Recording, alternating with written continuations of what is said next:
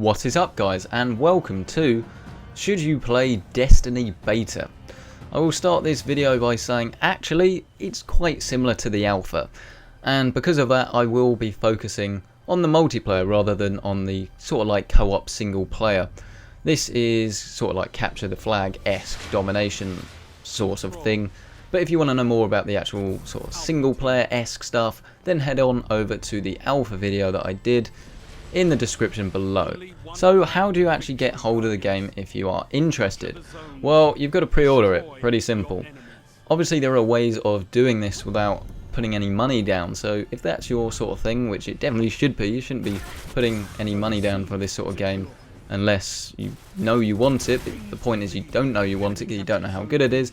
Then you should be like pre-ordering it from somewhere where you, like maybe an online retailer, where you can just put like a order in without actually taking any money, and then obviously you can get hold of the game. So I'd definitely recommend that you go and do that if you want to play the beta. But what is it actually like? Well, it's kind of like a seamless world. So the multiplayer that we have here is seamlessly integrated in the world, in the sense that all you need to do is say you want to go to a different planet, is how it's put, it's the Crucible, and then you actually end up in the competitive multiplayer that you see here.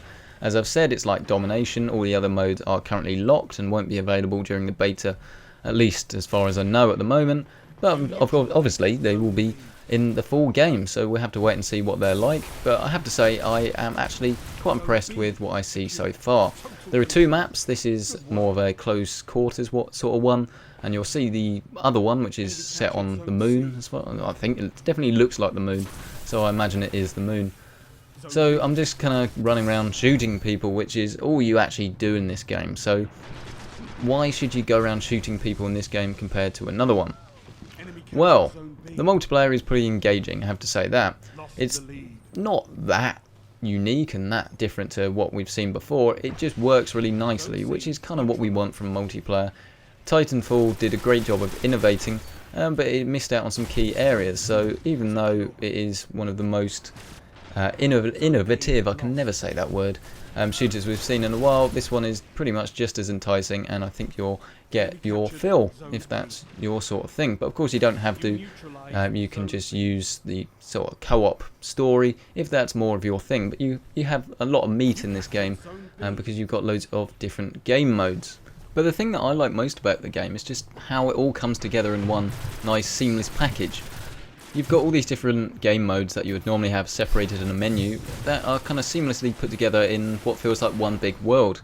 So getting into a match is actually really easy because you don't need to mess about with loadouts or anything, because you've kind of already done that in the main story anyway. You level up your character, you choose your guns, you upgrade your guns, your abilities, all that sort of stuff. You know, even stuff like your class, and then you come together and you play with people that are completely different from you, or people that might be fairly similarly equipped. The point is, everyone is quite different, and it definitely feels like a step up from your traditional Call of Duty sort of classes where everyone kind of feels like they're using the same thing.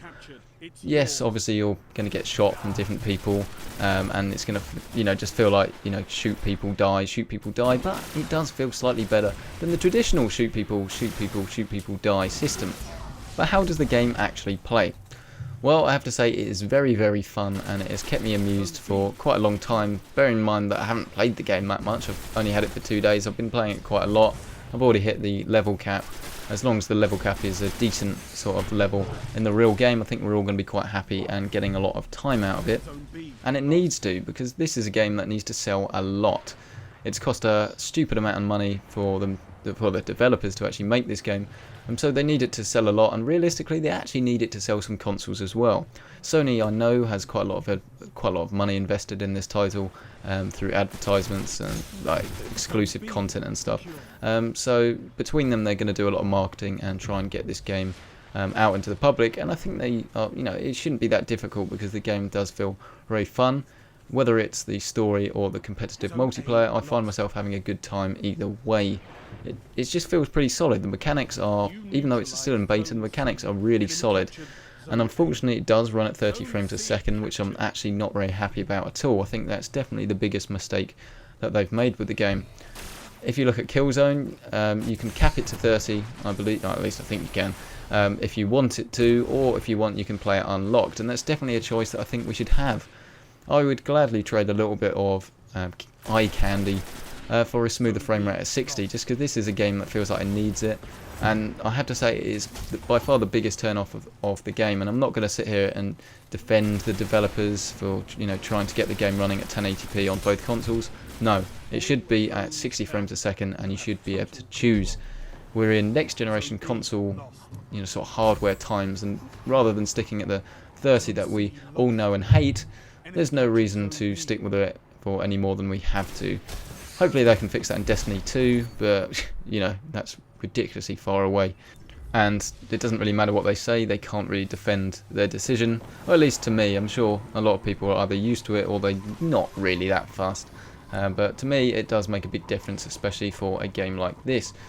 But other than that, the game does play very nicely indeed, and I have to say that I've got a lot of fun and enjoyment, and I think you will too. But should you actually get it on the next generation console hardware, and should you actually get a next generation console to play this game? Well, a lot of people would probably say yes, just because it does, well, it ticks 3 boxes. It's very fun to play. It seems, at least at the moment, that it's going to have quite a lot of meat, and it's going to play, well, there's going to be a lot of game modes, and you'll be playing it for a while.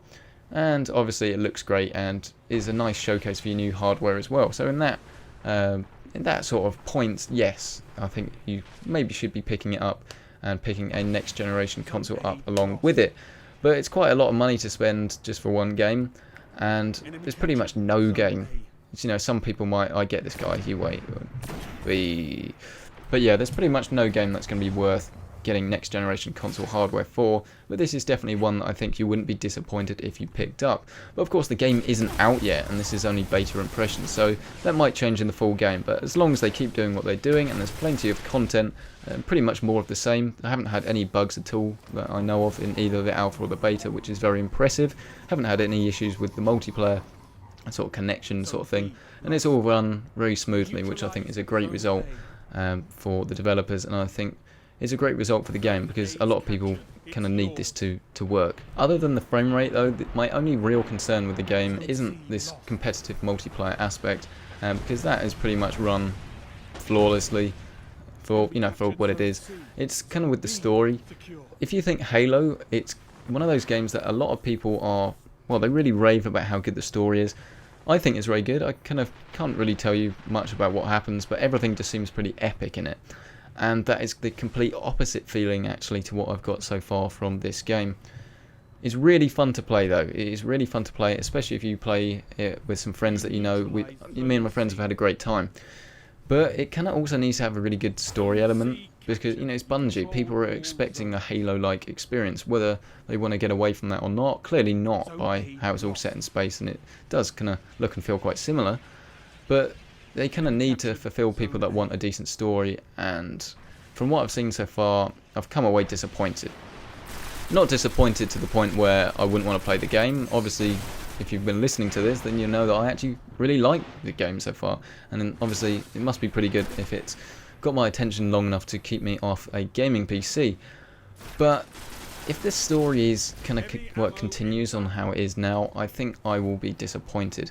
Hopefully there's loads more story missions, but I couldn't tell you really what happened in any of them. I think one of them, I don't know, one of them we had to do something about an array. We had to, there's big orb things. I don't know.